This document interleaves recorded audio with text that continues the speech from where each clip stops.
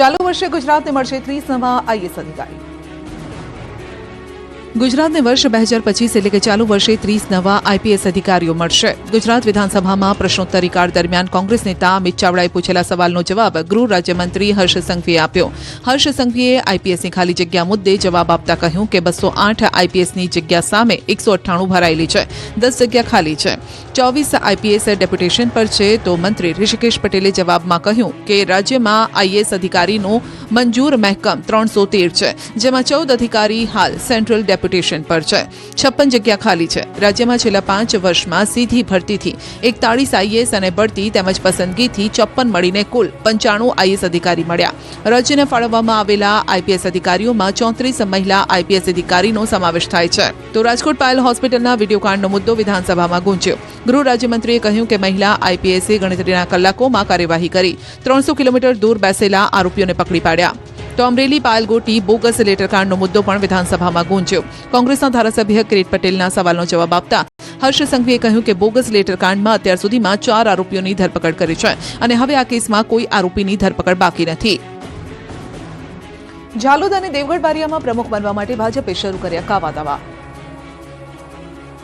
ઝાલોદ અને દેવગઢ બારિયાની નગરપાલિકામાં સત્તા માટે વિપક્ષ કિંગ મેકરની ભૂમિકામાં। અહીં પ્રમુખ બનવા માટે ભાજપે કાવા દાવા શરૂ કર્યા। ઝાલોદ નગરપાલિકામાં 28 બેઠકમાંથી 17 બેઠક ભાજપ જીત્યું, 11 બેઠક પર અપક્ષનો વિજય, એટલે હવે અહીં સત્તા માટે વિપક્ષનો સાથ જરૂરી। અપક્ષ ચૂંટાયેલા સભ્યો ભૂગર્ભમાં હોવાની ચર્ચા। ભાજપના લોકોએ જ અપક્ષોને ભૂગર્ભમાં મોકલ્યાની ચર્ચાએ જોર પકડ્યું। ઝાલોદ નગરપાલિકાની પ્રમુખ બેઠક મહિલા અનામત છે। ખુશ્બુ વસૈયા અને પારુલ હાંડા રેસમાં આગળ। બીજી તરફ દેવગઢ બારિયામાં પ્રમુખ માટે કશ્મકશ। 24 બેઠક પૈકી 13 બેઠક ભાજપ, 8 પર અપક્ષની જીત। અપક્ષ કોંગ્રેસ સાથે રહીને ભાજપના 4 સભ્યો ભૂગર્ભમાં છે। દેવગઢ બારિયા પાલિકા પ્રમુખ માટે સામાન્ય પુરુષ બેઠક છે। નીલ સોની, વિશાલ બાલવાણી રેસમાં આગળ હોવાનું સામે આવ્યું। તોડજોડની રાજનીતિને લઈને બંને નગરપાલિકાના રાજકીય સમીકરણોમાં ગરમાવો આવ્યો। વડોદરા જિલ્લા ભાજપમાં જૂથબંધી ફરી સપાટી પર આવી।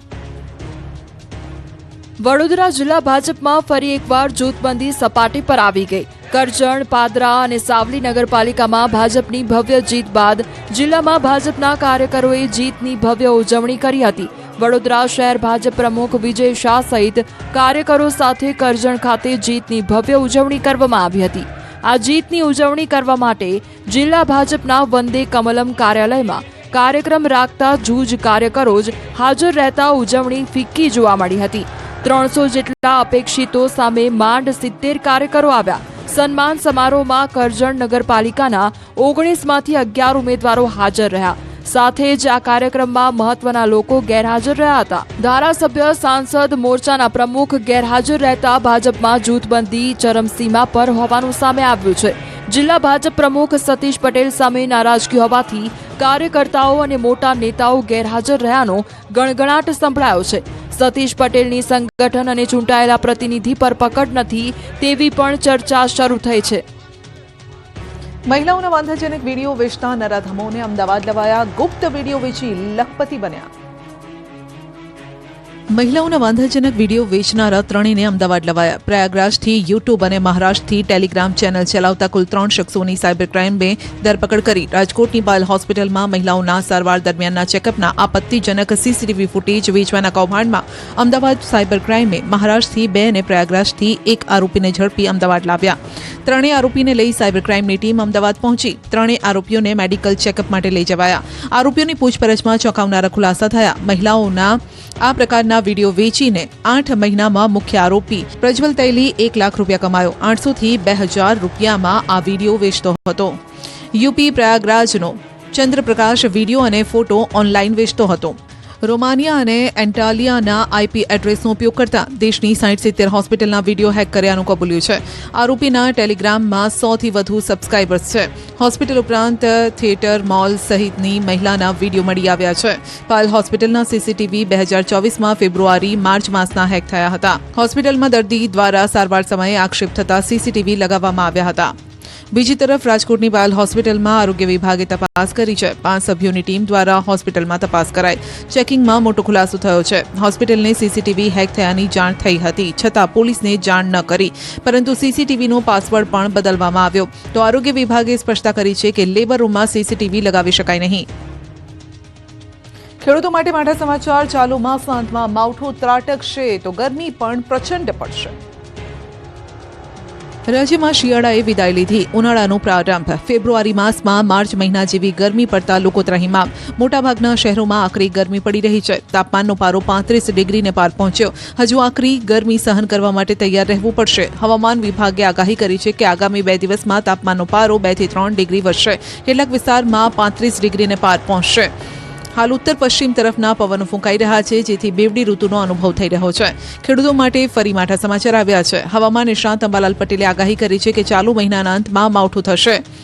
રાજ્યના કેટલાક ભાગોમાં 24 ફેબ્રુઆરીથી ફેબ્રુઆરીના અંત સુધીમાં માવઠું માઠી દશા બેસાડશે. 24 ફેબ્રુઆરી બાદ ફરી વેસ્ટર્ન ડિસ્ટર્બન્સ આવશે. માર્ચ મહિનાના પહેલા સપ્તાહમાં પણ હવામાનમાં મોટા ફેરફાર થશે. ઉત્તર ગુજરાત, મધ્ય ગુજરાત અને સૌરાષ્ટ્રના કેટલાક ભાગમાં છાંટા પડવાની શક્યતા.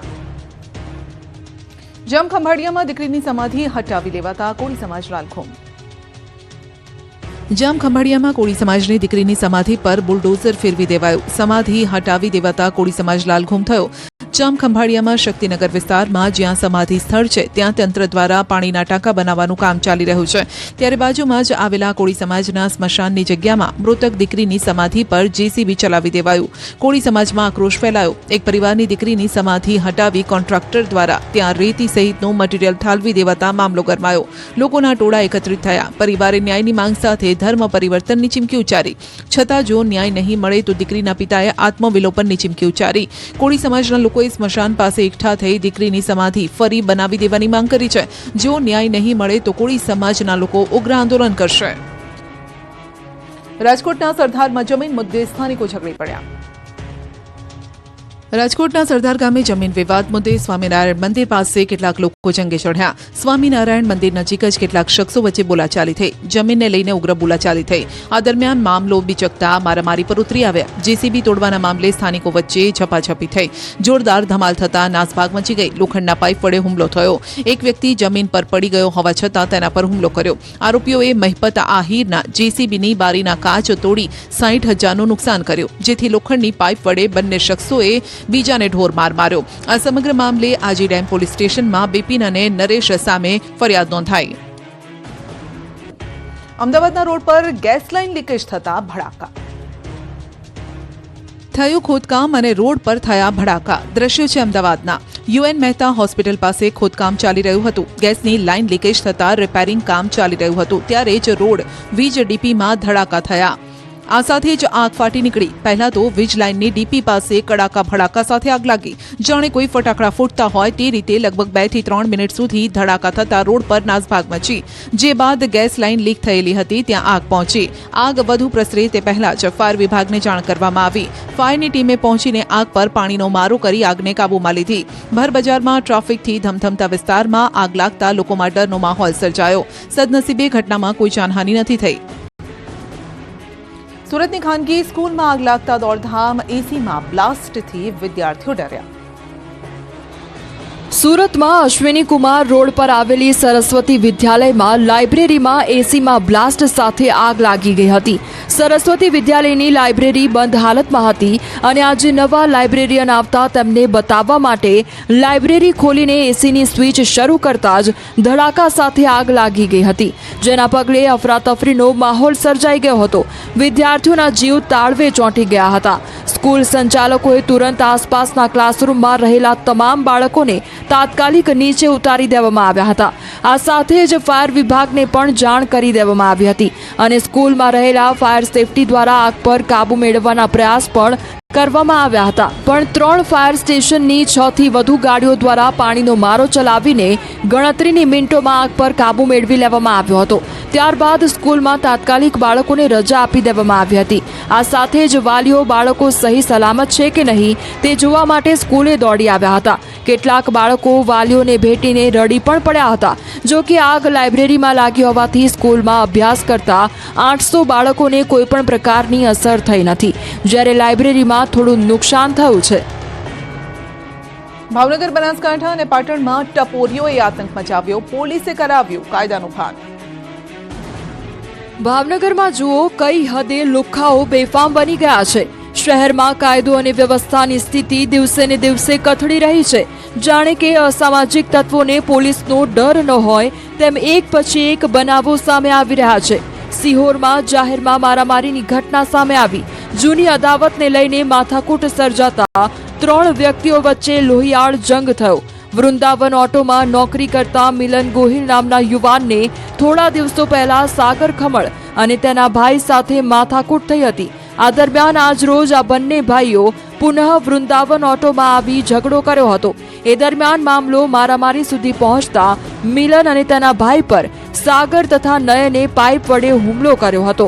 ઈજાગ્રસ્તોને ભાવનગર સરટી હોસ્પિટલમાં સારવાર અર્થે ખસેડવામાં આવ્યા છે. તો બનાસકાંઠાના પાલનપુરના તાજપુરા પ્રકાશનગરમાં અસામાજિક તત્વોએ આતંક મચાવ્યો છે અને જાહેરમાં ખુલ્લી તલવાર સાથે યુવકે આતંક મચાવ્યો.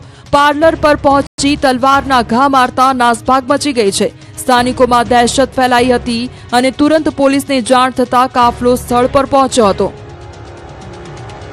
પાટણમાં પાર્લર પર લોખાઓને દાદાગીરી કરવી ભારે પડી ગઈ. પૈસા માંગતા વેપારી પર આ શખ્સોએ હુમલો કર્યો હતો. દુકાનમાં ઘૂસીને ધમાલ મચાવી હતી. આ અંગેની ફરિયાદ કરતા પોલીસે ટપોરીઓને પકડી પાડ્યા. કાયદાનું ભાન કરાવવા આરોપીઓનું પોલીસે સરઘસ કાઢ્યું.